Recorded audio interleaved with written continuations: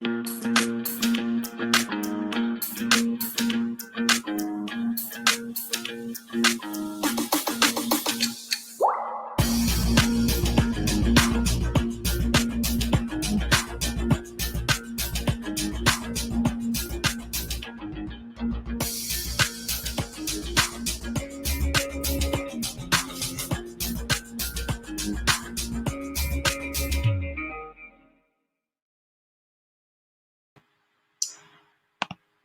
à toutes et à tous, bienvenue dans Culture & Co, l'émission qui donne la parole à ceux qui font la culture d'aujourd'hui.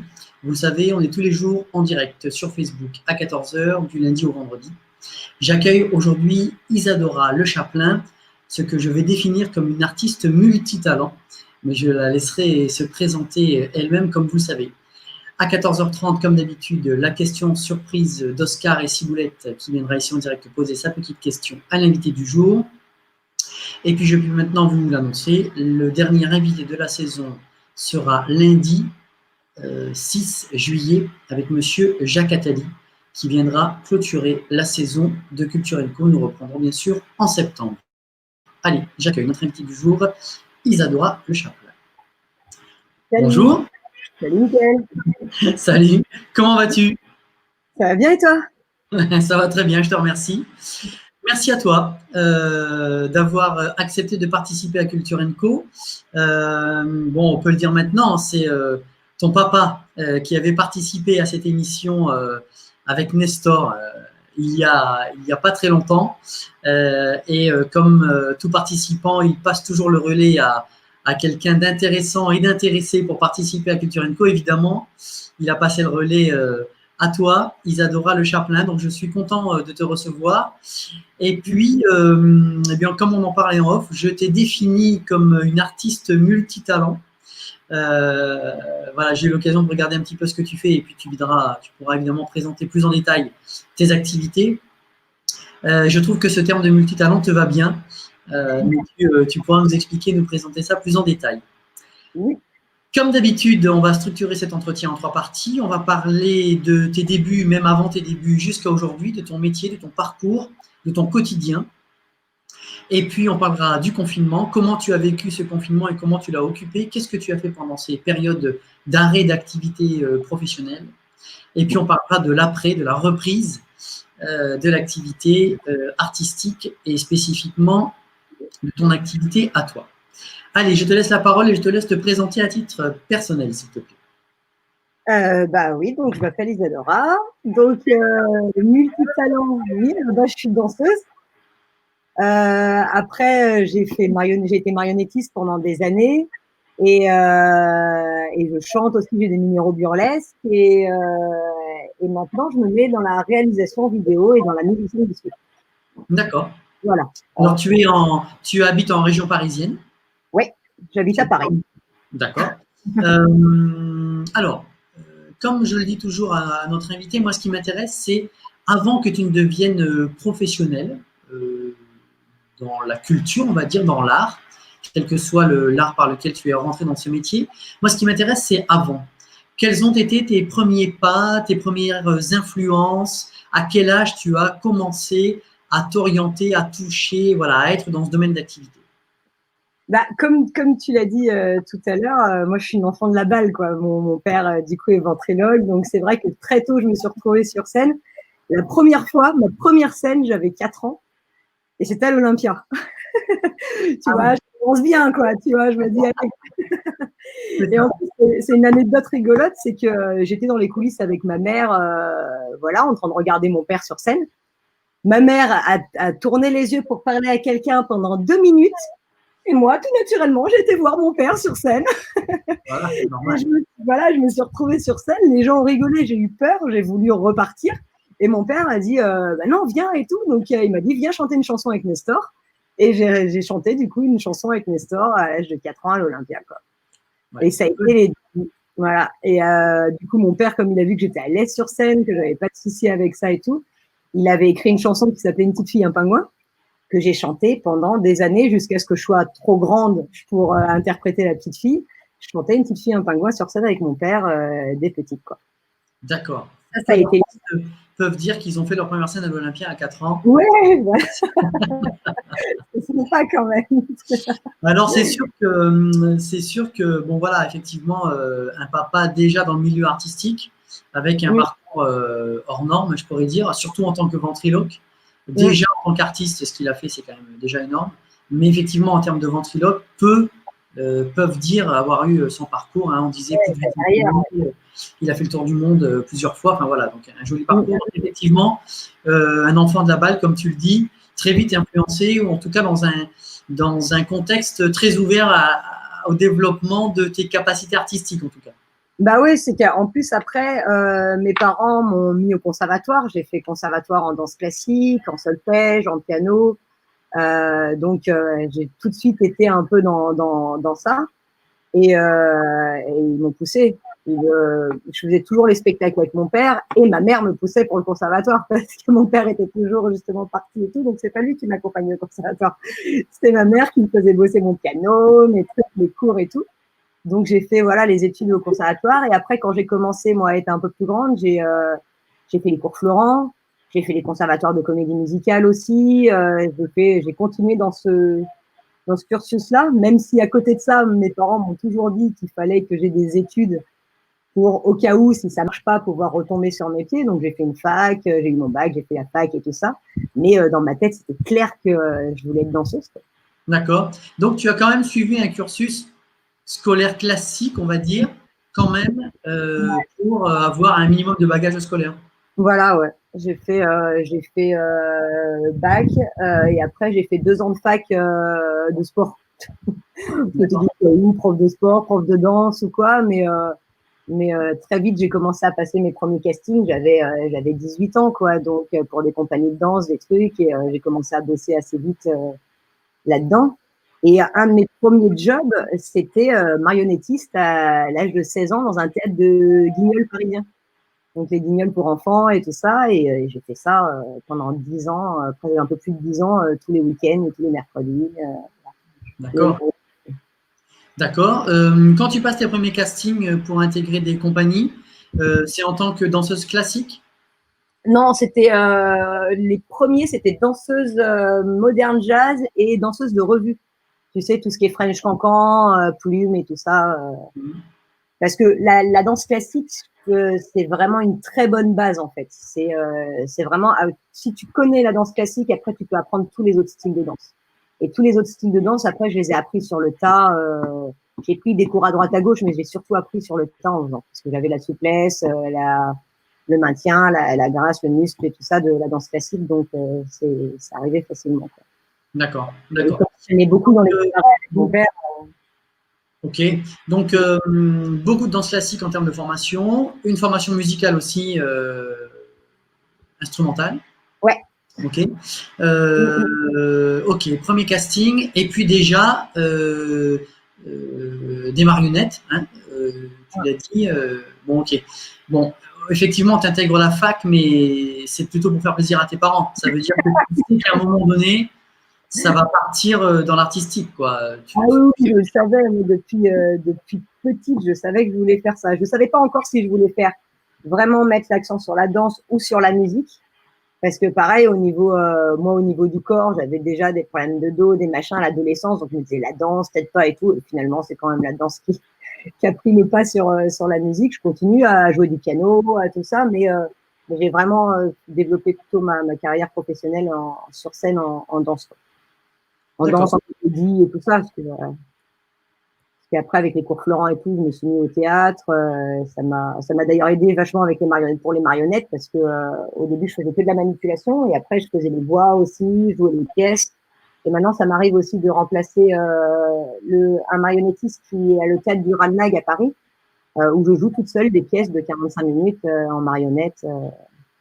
Donc, c'est marrant parce que tu incarnes des personnages, tu incarnes plusieurs personnages en même temps. Donc, faut pas être tout seul dans sa tête, quoi. D'accord. Bon, ok. Donc, être professionnel aujourd'hui, ça peut être intermittent du spectacle. Est-ce que c'est ton cas ou est-ce que tu travailles avec un autre statut? Non, je suis intermittente de spectacle. D'accord. Ok. Donc, tu commences, tu me l'as dit, avec des premiers castings voilà. Donc, tu arrêtes les marionnettes, enfin, tu en pratiques encore aujourd'hui, mais à partir du moment où tu commences à pratiquer, à faire des castings pour intégrer des compagnies, voilà, quelle a été, on va dire, la pratique professionnelle qui a été pour toi la plus importante dans ton activité lorsque tu commences à cachetonner, comme on dit dans le métier, pour faire tes cachets d'intermittent? Bah, en fait, les marionnettes, c'était les mercredis et le week-end en journée. Donc, ça ne m'empêchait pas de faire des spectacles le soir. Donc, j'ai pu cumuler. Et au début, c'était un peu les compagnies de danse parce que après, en plus, je traînais dans les cabarets et tout ça. Donc, je rencontrais plein de gens et tout. Et je me suis retrouvée par hasard à bosser avec beaucoup de magiciens, en fait.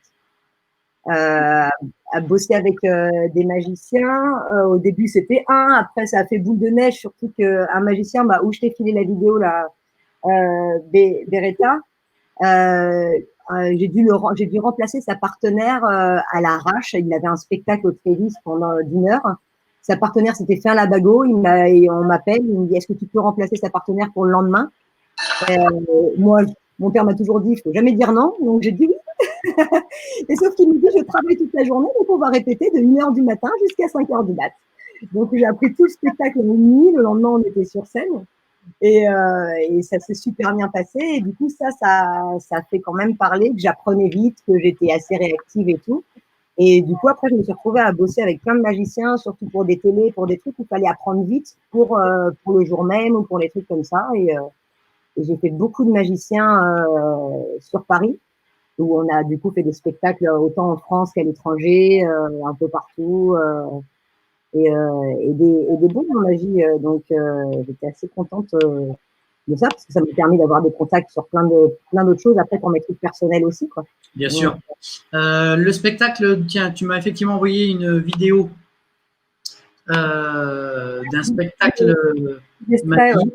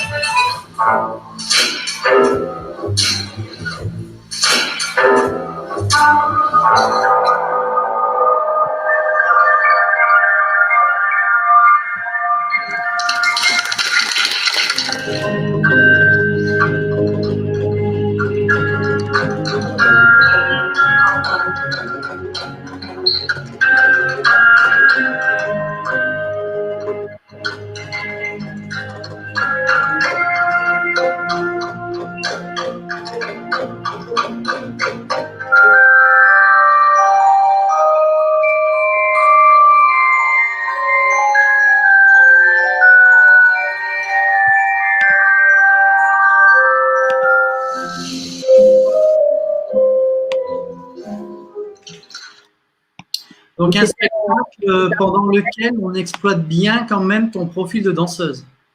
Oui, c'est un des rares magiciens avec qui vraiment j'ai dansé, parce que tous les magiciens n'utilisent pas forcément le potentiel de danseuse. Ce qu'ils veulent, c'est que tu rentres dans des boîtes et que tu aies le bon gabarit, que tu sois rapide et tout ça. Et là, je t'ai fait passer cette vidéo-là parce que pour moi, c'était c'est le spectacle que j'ai préféré faire, en fait. C'était avec Laurent Beretta, c'était un spectacle sur Oscar Wilde, ça s'appelait Paradoxe. Et le dernier numéro là, de la vidéo là, que tu n'as pas passé, c'était le portrait de Dorian Gray, qui est extrait donc, du coup d'un bouquin d'Oscar Wilde. Enfin, c'est un bouquin d'Oscar Wilde.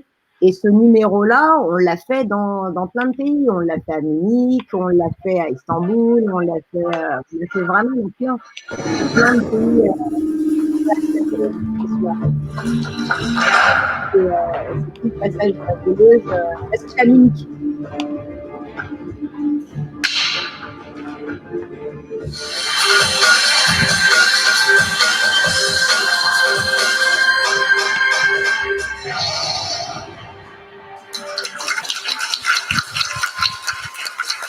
Donc voilà, tu vois, ça c'était tout le passage de la voleuse, c'est vraiment l'histoire de Dorian Gray où c'est le mec qui ne veut pas vieillir et qui du coup peint son tableau et pour rester éternel, et son tableau le fait rester éternellement jeune. Du coup, on avait imagé ça, où justement, moi je suis une voleuse, j'arrive dans un atelier, c'est Laurent qui l'a écrit, hein, et justement, il est dans le tableau, et moi je le fais apparaître du tableau.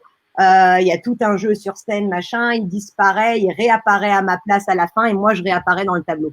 En fait, c'est moi qui me retrouve enfermée dans le tableau. Et c'est vrai que ce numéro-là, on l'a fait pas mal. Tu dis que tu as effectivement dû intégrer un spectacle très rapidement. À ton avis, alors je sais qu'il va être difficile de rester modeste en répondant à cette question, mais comment tu expliques le fait que tu as capacité à intégrer comme ça un spectacle complet en un temps record et être efficace quasiment du jour au lendemain sur un spectacle que tu n'as pas vu, jamais entendu parler, on t'appelle, on te dit voilà, que tu expliques ça, quoi, on en revient à cette notion de multitalent, je pense déjà, moi, je suis un petit peu hyperactive. Donc, j'aime bien quand ça va vite, quand ça se fait, quand tout se passe vite et tout. Et après, c'est juste une histoire. Je pense que c'est surtout une histoire de concentration. Si tu te concentres vraiment bien et que tu as des étapes de travail, c'est-à-dire que moi, quand j'apprenais le spectacle, je me faisais une fiche avec des notes sur, en tout cas, mes entrées-sorties, sur la conduite du spectacle et tout ça.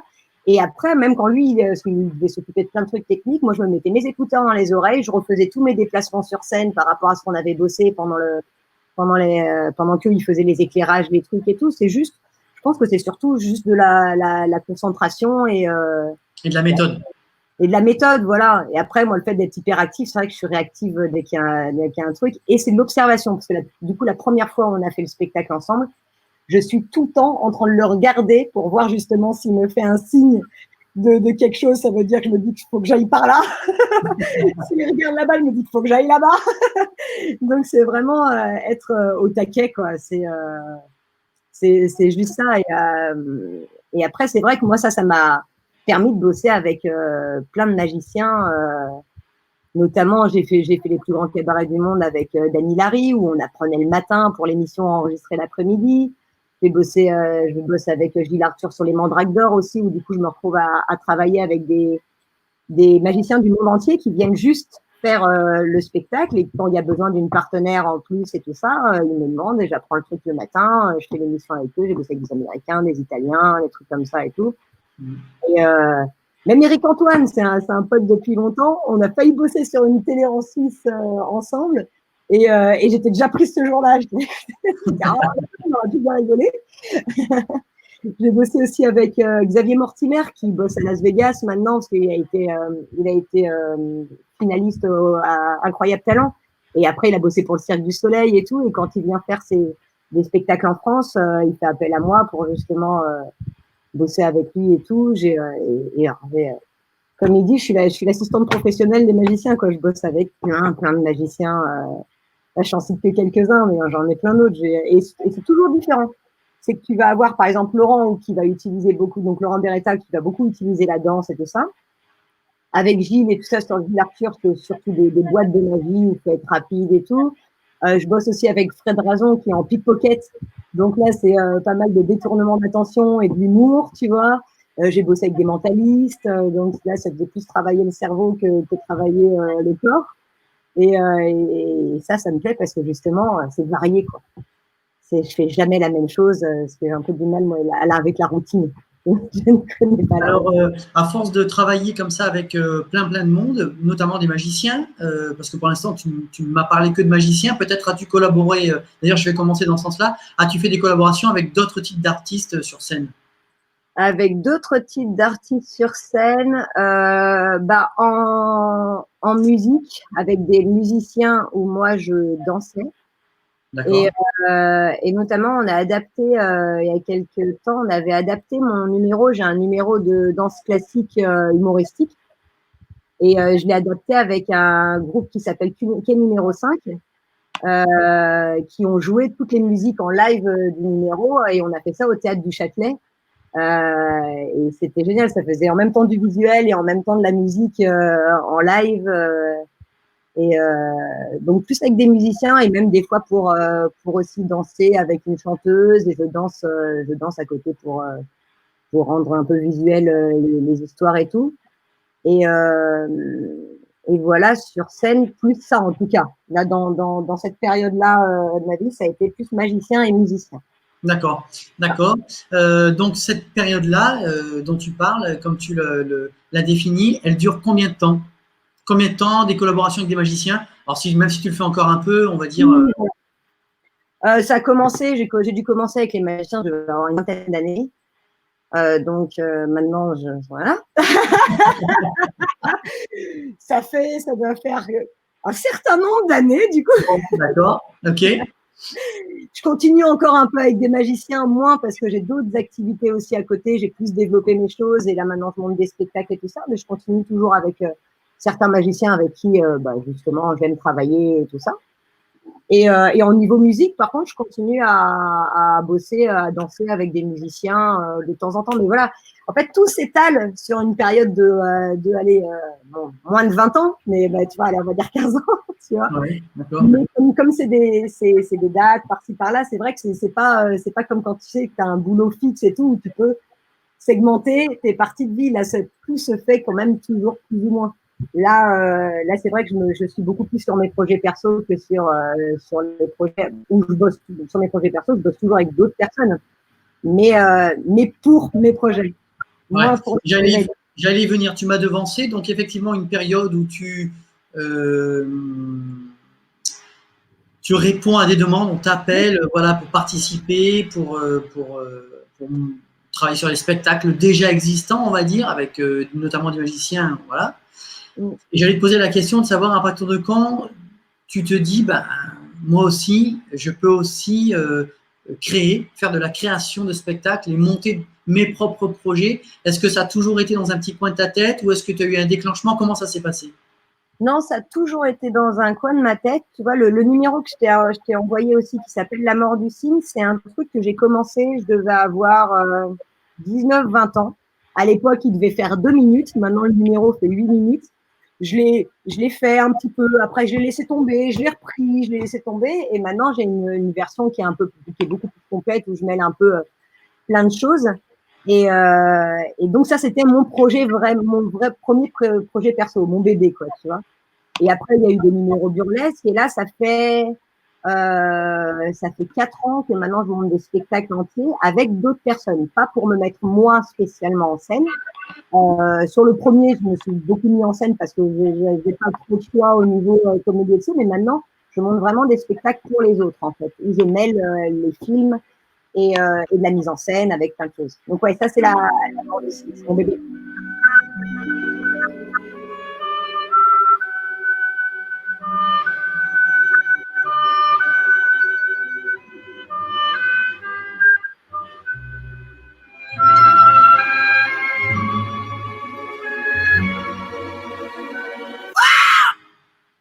I feel good. I knew that I would not. You, me, them, everybody, everybody.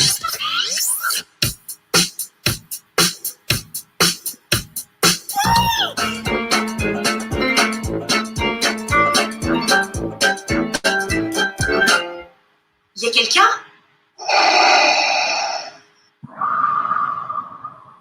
Papa?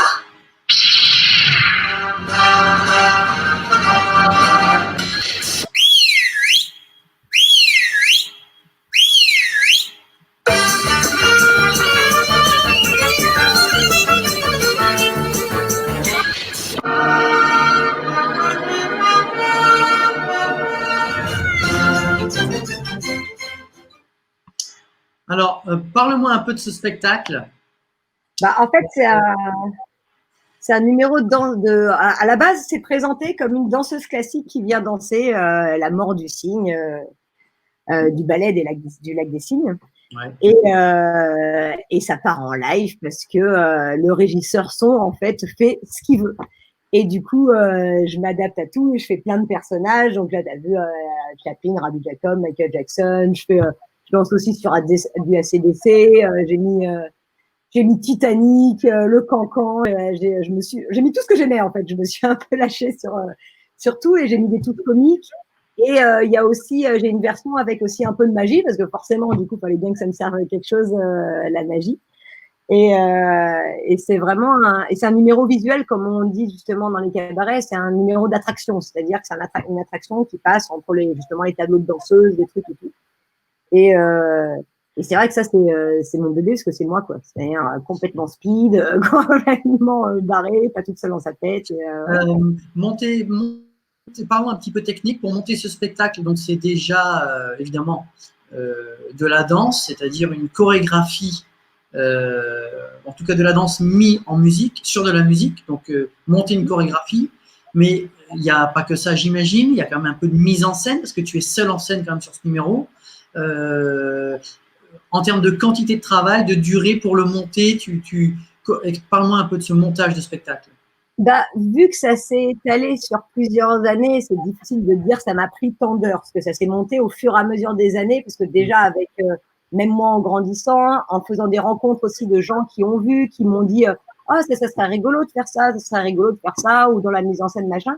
Après, moi, dans ma tête, je savais que je voulais montrer qu'une danseuse classique peut tout danser, tu vois. Et c'est vrai que quand j'ai des parents qui sont venus avec leurs enfants voir le spectacle, pendant 2 ans, j'étais au Trévis dans un spectacle qui s'appelait Les Virtuoses de l'étrange, où on était plusieurs artistes, on faisait 2 passages chacun, et je faisais mon numéro, et c'était assez public familial, quoi.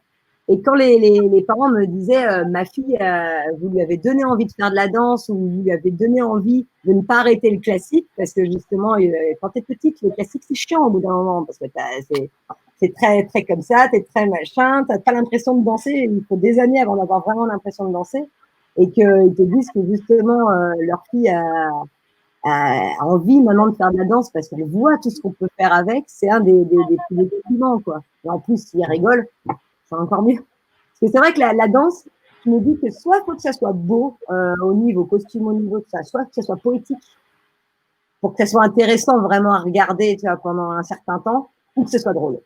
Donc moi, j'ai bien aimé, je préférais la carte humour, quoi, donc je l'ai présenté comme ça, celui-là. Et après, c'était au fur et à mesure les musiques que j'aimais. Et après, l'inspiration, c'est pas facile de dire d'où ça vient. Hein. C'est pas trop. Non, non, c'est sûr. On sait pas trop. C'est un truc, à un moment donné, ça vient et voilà, quoi. Alors, d'accord. C'est sûr que parler d'inspiration, c'est toujours compliqué. Il y a toujours un phénomène inexpliqué dans cette partie-là de la création d'un spectacle. Le côté inspiration, c'est un peu d'influence, un peu de la recherche, un peu de… Enfin, voilà, c'est un mélange un peu de plusieurs choses, je présume. Aujourd'hui, tu te définis aussi comme réalisatrice. Ouais. Alors, j'aimerais savoir quand as-tu commencé à faire tes premiers montages? Comment ça t'est venu? Est-ce que ça a été pour des besoins personnels? Est-ce que c'est une demande qu'on t'a faite? Quels ont été tes premiers contacts avec la caméra et puis les montages, évidemment, vidéo? Alors, les tout premiers, c'était il y a plusieurs années où l'été, les théâtres ils sont fermés, donc je m'étais trouvé un petit boulot de saison, tu sais, en animation, où je m'occupais des ados et je faisais les spectacles. Je faisais les spectacles qui étaient déjà existants. Et du coup, avec les ados, comme ça me faisait chier de faire ça m'embêtait de faire des On le comprend au montage. Ouais, au montage. Activités bateau et tout ça. Je leur ai proposé qu'on fasse des remakes de films, des reprises, des vidéos ou même des clips et tout ça, parce que ça commençait déjà un petit peu à me titiller, à m'intéresser. Et j'ai vu que ça me plaisait de plus en plus et que ça m'intéressait et que j'étais pas mauvaise au niveau justement musical, rythme et tout ça et idées.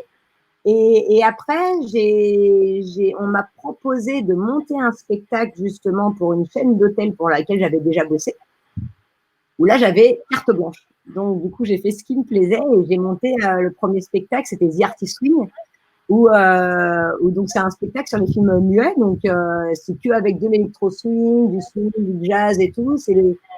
Et on a plein de numéros sur scène et je leur avais fait des films, des courts-métrages en noir et blanc à la style Chaplin, à la style Chaplin. Et le spectacle a beaucoup plu.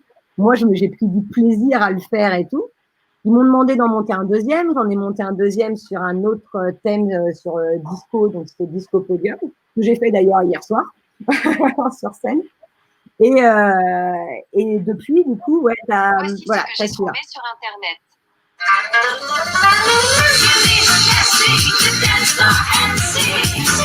She's expecting more swinging dreams. She'll be interesting, the dance floor and sings. You don't feel a thing, but we still keep playing it.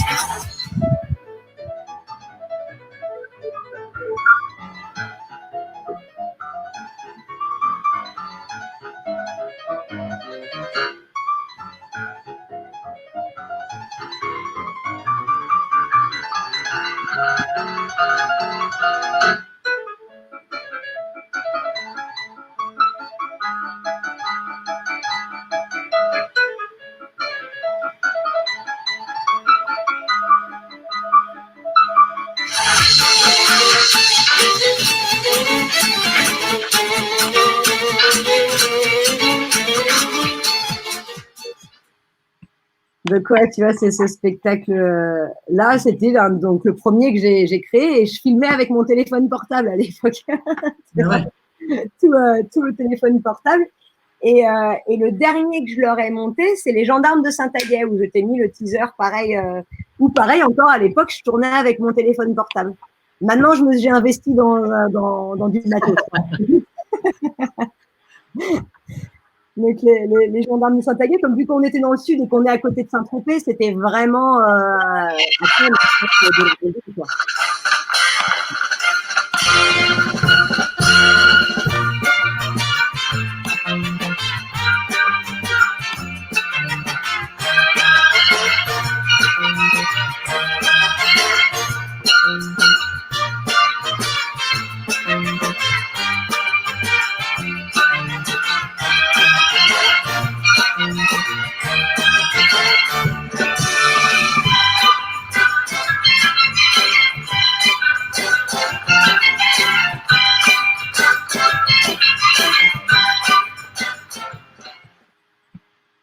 Ok.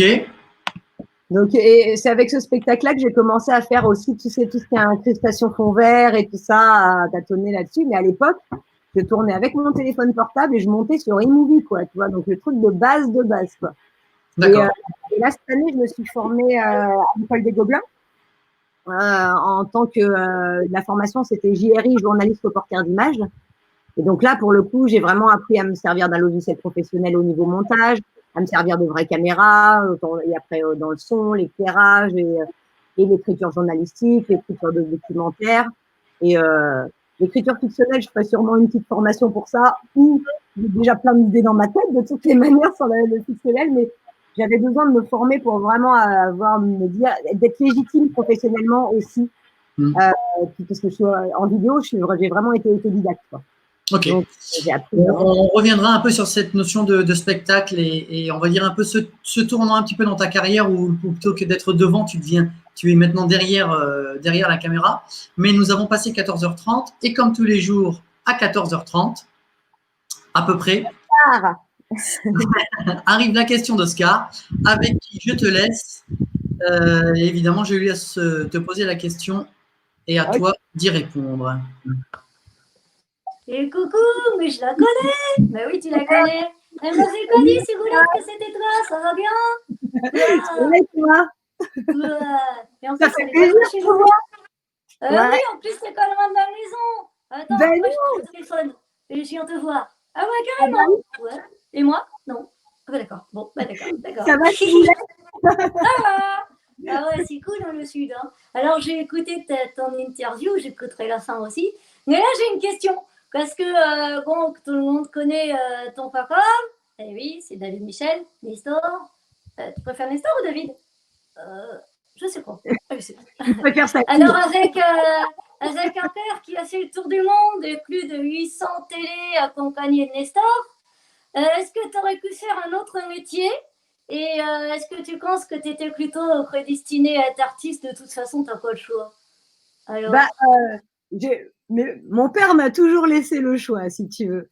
Après, moi, je pense que je suis celle de la famille qui a plus pris de papa de ce côté-là, au niveau artistique et tout. Et donc, moi, c'était naturel, vu que j'étais sur scène depuis petite avec lui, Oui. de faire ce métier-là. Après, il m'a toujours laissé le choix. Après, il m'a toujours encouragé aussi. Hein.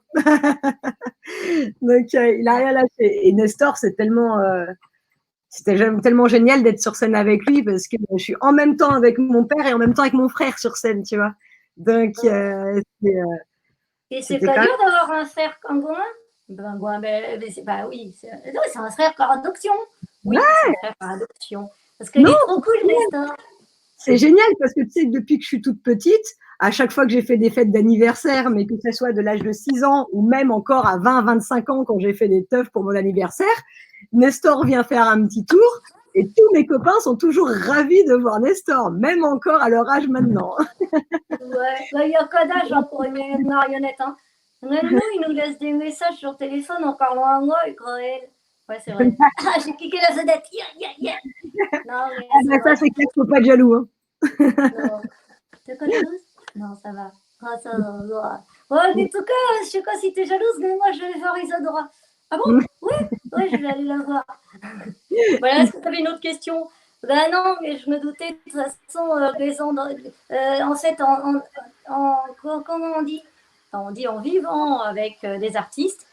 Oui, en gagnant dans le monde artistique, il y a au moins un des enfants qui devient artiste. Minimum. Bah, Minimum. Ouais. En tout cas, j'adore ce que tu fais. Continue. Et merci. tu fais plein de vidéos. Et tu sais quoi? Nous, on filme aussi avec un téléphone portable. Mais on a acheté une super caméra il y a 2 ans. Ouais, mais on l'a laissée dans le placard. Voilà. Ah ben ça prend du Ouais. temps. Hein. Oui, ça prend du temps, ce genre de truc. Donc, Ouais, c'est ça. Voilà. Bon, bah, plein de courage pour tes nouveautés. Et, et puis, plein de courage pour plein de choses. Hein. J'espère qu'on se reverra. Bah oui, bah, t'as on dit que t'allais essaie la de se voir voir. pendant l'été. Ouais, je vais la voir. On Hein? essaie de se voir pendant l'été. Ah oui, parce que t'es pas Comme loin. tu T'as sais, 30 minutes bah de ouais, chez moi. Choupinette. c'est tout. Ah oui. Oui. Ah bah Ouais. oui, on va trouver le moyen. Attends. Ouais, on va aller la voir. Hein, tu viens avec moi quand même? Bah oui, je viens avec toi. Oh, elle me suit tout le temps, elle m'énerve. Hein. Et après, elle me dit que tu n'es pas jalouse. Ouais, c'est ça, tu vois. Après, elle est jalouse et tout, ça m'énerve. Oh, Oscar, tu m'aimes un petit peu. Ouah. En tout cas, moi, j'adore Isadora et je te fais des gros bisous. Gros bisous. Et gros bisous à Michael aussi, hein, parce que faut pas l'oublier, il est derrière, là, tu vois, il rigole de nos bêtises. Eh oui. Allez, bisous à tout le monde. Moi, je Allez, suis à la merci plage. beaucoup, Oscar. À la plage. À bientôt. D'accord. Salut. Salut.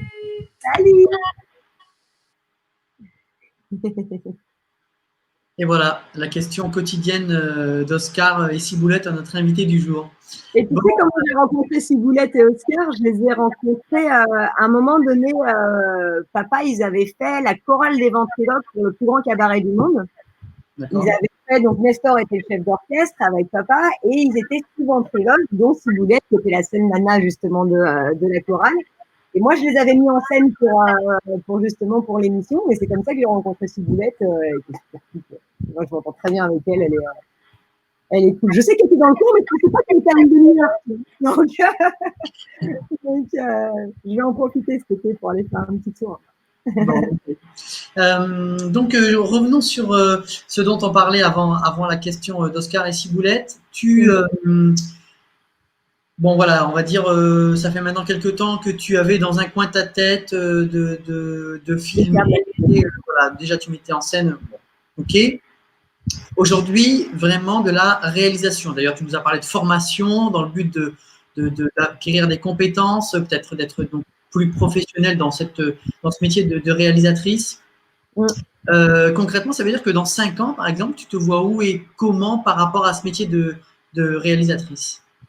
Déjà, je pense que ça va être ma reconversion parce que comme tu sais, quand tu es danseuse, à un moment donné, l'âge, les douleurs dans le corps, tout ça fait qu'à un moment donné, faut aussi ranger les chaussons au placard, quoi, tu vois. Faut un petit peu faire le deuil de ça. Et je suis contente d'avoir trouvé la vidéo parce que ça me plaît autant, quoi. Et j'aimerais bien, moi, d'ici 4-5 ans, Pour l'instant, comme je suis encore dans plein de choses en vidéo, que je réalise autant des teasers qui peuvent être institutionnels, qui peuvent être pour des artistes ou du fictionnel. Le fictionnel me plaît quand même beaucoup, beaucoup plus. Mais après, j'ai aussi une idée de documentaire que j'aimerais bien faire, une série documentaire. Si je trouve des piges en journaliste reporter d'images, je le ferai aussi. Parce que pareil que tu vois, comme pour la magie ou pour la scène, j'ai besoin de voir plein de choses différentes en fait. J'ai besoin de faire, ça reste le même métier, mais avec plein de rebondissements, de choses différentes, parce que déjà c'est intéressant, parce que tu t'intéresses à plein de sujets quand tu filmes, Bien sûr. forcément. Et ouais, de pas rentrer dans une routine, à toujours travailler pour les mêmes choses, pour les mêmes trucs et tout ça, quoi. Donc j'aimerais bien bosser là-dedans. Après, pour l'instant, je ne sais pas encore qu'est-ce qui va prédominer. En fait, je sais pas si je vais plus rentrer dans le fictionnel que dans le documentaire ou que dans la création de teasers pour des gens, pour des artistes, pour des institutions. Pour l'instant, je touche encore un petit peu à tout et je fais mes armes, en fait. Donc, Ouais. Enfin, est-ce que je comprends bien quand pour l'instant tu ne me parles que de réalisation plutôt de courts métrages, enfin en tout cas des formats relativement courts, hein, que ce soit institutionnel ou plus artistique. Est-ce que l'écriture de quelque chose à réaliser, un format un peu plus long, hein, évidemment, si tu vois ce dont je veux parler, pourrait aussi t'intéresser à terme? ah oui, oui, ça pourrait m'intéresser. Moi, je sais que déjà, rien que quand j'écris les courts-métrages, je les écris.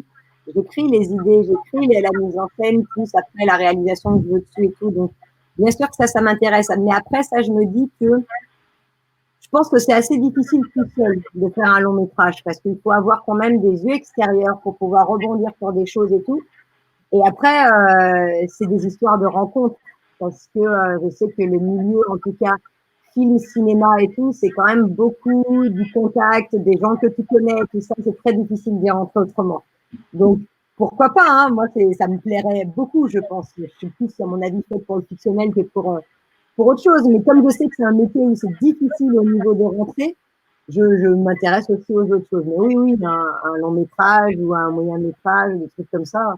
Sauf que si je rencontre quelqu'un avec qui bosser, puis à deux ou à trois, c'est quand même beaucoup mieux pour des gros projets comme ça. C'est beaucoup plus, voilà. D'accord. Ok, donc on va dire une activité bien remplie, hein, si je me fie à ce que tu me racontes, jusqu'à début mars. Ouais. Et puis début mars, comme tout le monde, j'imagine, tu as été confiné. Oui. Alors parle-moi de cette période de confinement. Déjà, comment tu l'as vécu? Comment tu t'es occupé? Qu'est-ce que tu... Voilà, parle-moi de cet arrêt brutal de ton activité et comment tu as vécu cette période. Bah, moi, juste avant le confinement, déjà, en fait, j'étais sur un gros projet où je devais monter pour les 20 ans justement des hôtels de la boîte DTP Vacances, je devais monter 7 spectacles pour les 20 ans. J'étais en train de monter le troisième. On devait faire la première et on a été confinés 3 jours avant de faire la première. Donc, du coup, j'étais justement ici, au Mas de l'Estérel, dans le sud, donc à Aguet, près de Saint-Raphaël. Et donc, ça m'a permis au début, je me disais, bon, au moins, j'ai un peu de temps, parce qu'on ne savait pas combien de temps ça allait durer. Hein. Donc, je me disais, ah, c'est dur 15 jours, c'est bien, au moins, je vais pouvoir dormir et monter la journée, parce que là, je montais la nuit, je faisais les chorés la journée, je ne prenais plus depuis un mois déjà. Et donc, du coup, les 15 premiers jours, j'ai monté beaucoup de vidéos pour les 3 spectacles que j'avais montés, justement. J'ai peaufiné des choses, j'ai arrêté les bêtisiers, j'ai bossé beaucoup là-dessus. Après, c'est vrai que voyons pas le déconfinement arriver, tu te dis, ça commence à être un petit peu long. Et j'ai fait beaucoup de sport. Ça, j'ai fait pas mal de sport. J'ai eu même des cours en visio à mes frangines qui étaient sur Paris, des cours de sport, genre de la Zumba, du yoga, de la danse classique, même des barres de danse classique et tout. Après, je me suis dit que j'allais me faire une petite vidéo, moi, de confinement, comme tout le monde y allait de sa vidéo et tout ça où j'ai réalisé ma vidéo toute seule, donc avec mon pied, à essayer de faire du cadrage, pour essayer de faire un truc un peu artistique.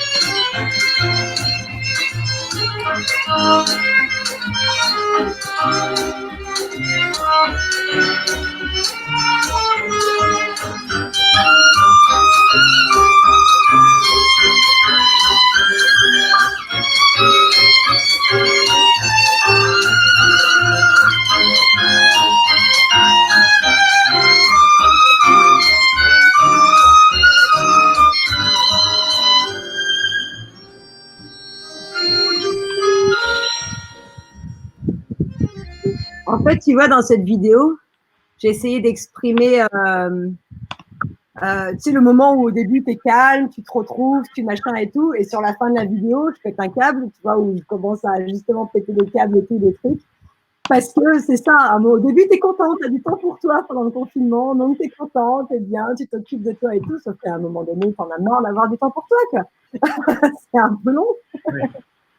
Et ça me permettait, parce que je venais de m'acheter mon appareil, je venais de m'acheter justement mon matos juste avant le confinement, donc du coup, ça m'a aussi, pendant le confinement, je me suis appris à me servir de mon appareil, à commencer à faire mes premiers plans, mes premiers trucs avec, et à bosser un peu ça pour pas perdre de temps, quoi. Mmh. D'accord.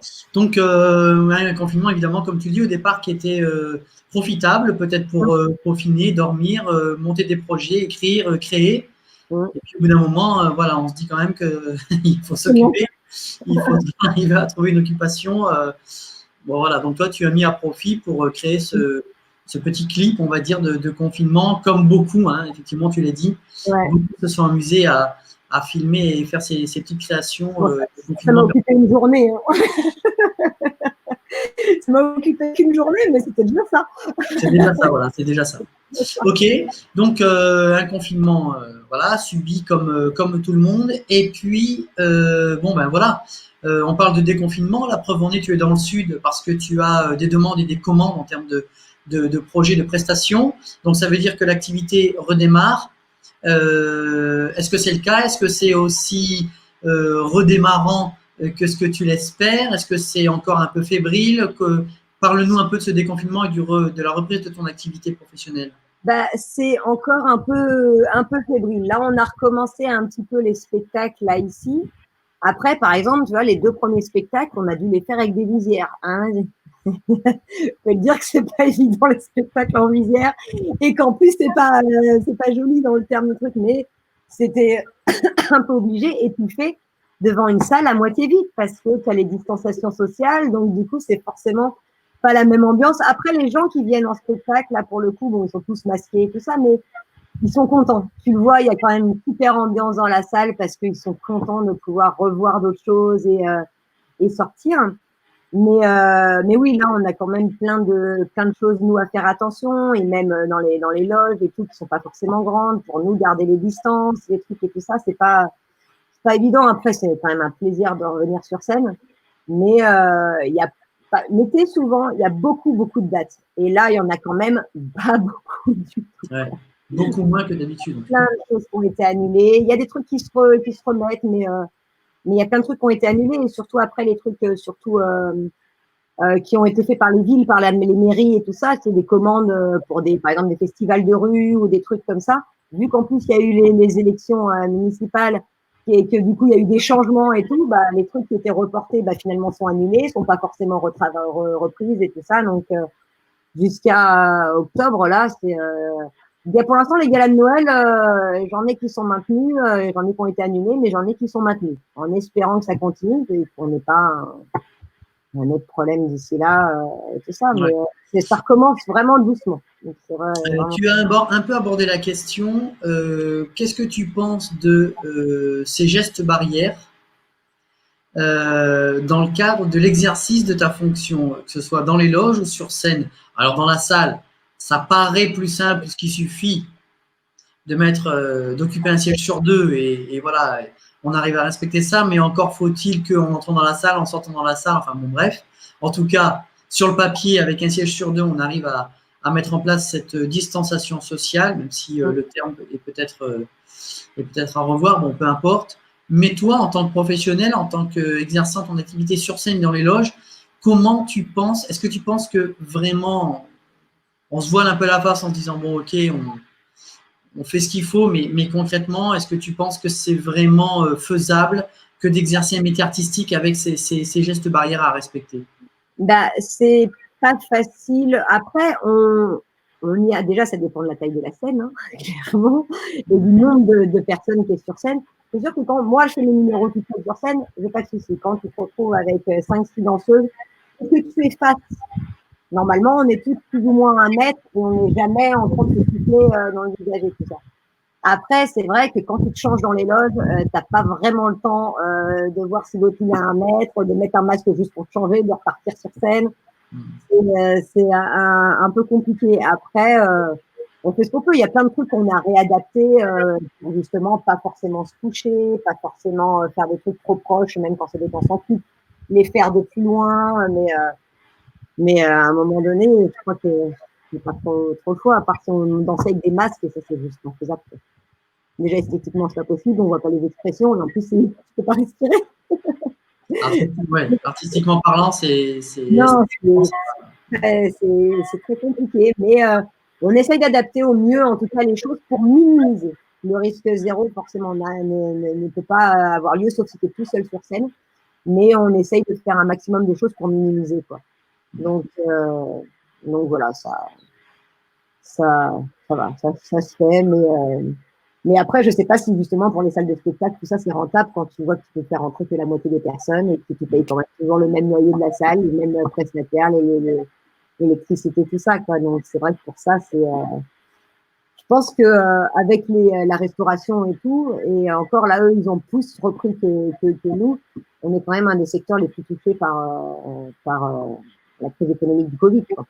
Et comme ils n'ont pas dit si on allait vraiment avoir l'année blanche ou tout ça, tu ne sais pas trop non plus encore où tu vas, quoi. Tu attends encore de savoir si c'est officiel ou pas. C'est ça. Donc, de surcroît, bon, une fois n'est pas coutume, moi je peux le dire, Culture & Co est né durant le confinement parce qu'effectivement, moi je me suis dit, on arrête l'activité, bon, pas que culturelle, mais notamment parce que de façon intrinsèque, la définition du spectacle, c'est évidemment réunir des gens, que ce soit sur scène ou dans la salle. Donc forcément, ça a été les premiers arrêtés et ce sera, et la preuve en est, les derniers déconfinés, en tout cas les dernières vannes ouvertes pour faire en sorte que les gens puissent retourner voir des spectacles dans des conditions comme elles l'étaient avant le confinement. Et donc voilà, l'objet de Culture & Co, c'était de donner la parole à ces gens pour leur donner un peu de visibilité puisqu'ils en perdaient pendant cette période de confinement. Ça, c'est sûr que là, c'était des manières différentes de travailler. Hein. Et moi, j'ai plein de potes qui sont mis à faire des lives aussi régulièrement avec des petites émissions qui continuaient parce que c'était essayer de continuer à vivre, même si on ne gagnait pas d'argent, continuer à vivre et à pas qu'on nous oublie pendant le confinement, quoi. Donc, c'est clair que ça a développé plein de choses, quoi. C'est ça. Encore autre chose, tu as abordé la notion de l'année blanche pour le statut d'intermittent. Ça a effectivement été annoncé. Est-ce que tu as suivi un petit peu l'évolution de cet effet d'annonce et est-ce que tu sais si ça va vraiment être mis en place? Bah, justement, on ne sait pas, c'est que ça a été annoncé. Donc, on se dit que ça va tenir, sauf que pour l'instant, sur le site, par exemple, pour l'emploi spectacle, eux, ils nous parlent juste des 2 mois et demi ou 3 mois de confinement jusqu'à ce qu'ils réouvrent un petit peu les salles de spectacle. Pour l'instant, eux, ils nous mettent que ça. Donc, ça veut dire qu'on aurait 3 mois en plus, il me semble, 3 ou 4 mois en plus pour faire notre statut, quoi. Mais on ne sait pas si justement l'année blanche va vraiment se faire comme souvent ils disent des choses mais qu'ils en font d'autres. Moi j'attends un peu de savoir.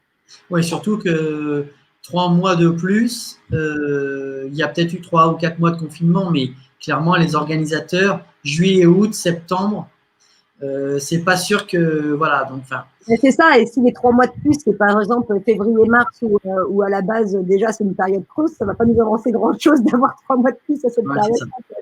Donc c'est un vrai dossier pour la culture et l'intermittence évidemment qui est à suivre de près pour voir si cette ne sera pas qu'une annonce et bien concrétisée pour les intermittents. Ok. Allez, une petite dernière question sur l'avenir, une question sur la collaboration. À travers les différentes réponses que tu m'as faites, je te sens aussi très enclin à vouloir faire de la collaboration, c'est-à-dire à travailler à plusieurs. Comment tu fonctionnes? Ce sont des rencontres? Est-ce que les gens te disent, tiens, je te conseille, tu devrais aller voir lui ou tu entends parler de quelqu'un? Comment ça se passe? Comment tu collabores avec les gens, soit pour créer, soit pour réaliser? Voilà, dans ton cadre professionnel, comment tu collabores? Tu as les deux, tu as des gens qui vont avoir vu ce que tu fais et qui vont spontanément venir vers toi parce qu'ils ont envie de parler de ce que tu as fait, qu'ils ont des idées ou même des critiques, tu vois, des critiques constructives par rapport à ce que tu as fait, machin et tout. Et t'en as qui sont vachement intéressés, et puis moi qui m'ont proposé, qui m'ont dit si tu as besoin de quelqu'un pour un truc, moi ça m'intéresse de bosser avec toi au niveau créativité, au niveau tout ça. Après, tu as des gens qui te disent qu'ils ont quelqu'un, qui sont sûrs que ça collerait entre toi et lui pour justement de la collaboration et tout. Donc, ils te mettent en contact et tout ça. Et autrement, ouais, des fois, c'est des rencontres aussi, quoi. C'est des rencontres de gens qui toi, tu t'intéresses à ce qu'ils font et tu leur proposes un peu en disant ouais, je fais ça, machin et tout. Et moi, du coup, pour nous donner une visibilité pour ça, je suis en train en ce moment de simuler. Je me suis fait un logo, je suis en train de simuler des vidéos pour me faire une chaîne YouTube pour au moins pouvoir, si je rencontre des gens, voilà, leur balancer mon lien YouTube, aller voir ce que je fais et que ça pourrait être intéressant de travailler ensemble sur des choses et tout ça. D'accord. Ma chaîne YouTube est en cours. Est en cours. Un projet en cours. Donc. Ouais, ça s'appellera Garçon manqué prod.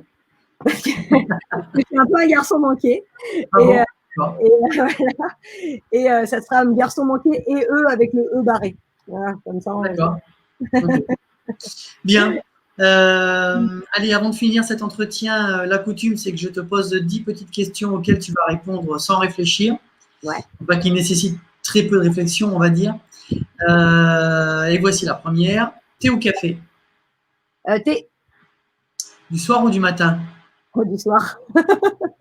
Tu es plutôt Beatles ou Rolling Stone? Rolling Stone. La petite maison dans la prairie ou la croisière s'amuse? Ah, la croisière s'amuse. Tu es plutôt série ou plutôt film? Film. Johnny Hallyday ou Miley Cyrus? Aucun des deux. Ben voilà. Beurre ou margarine? Beurre. La mer ou la piscine? La mer. Brad Pitt ou Alain Delon? Brad Pitt. Là, j'allais dire Alain Delon, mais non, Brad Pitt. Et pour finir, Culture & Co ou Vivement Dimanche? Culture & Co. Ok. Bon, merci. Sans réfléchir. Sans réfléchir, voilà. Merci à toi d'avoir participé à cette émission. Avec plaisir. Je rappelle encore une fois à ceux qui nous suivent qu'il nous reste 2 émissions cette semaine et une lundi qui sera la saison avec, je le répète, Monsieur Jacques Attali qui viendra clôturer la première saison de Culture & Co. Nous reprendrons en septembre. Voilà, eh bien, écoute, je te souhaite une bonne continuation, une belle reprise de tes activités. Merci beaucoup. Et puis, sait-on jamais, à très bientôt. Yes, à très bientôt. Au revoir. Bye bye tout le monde.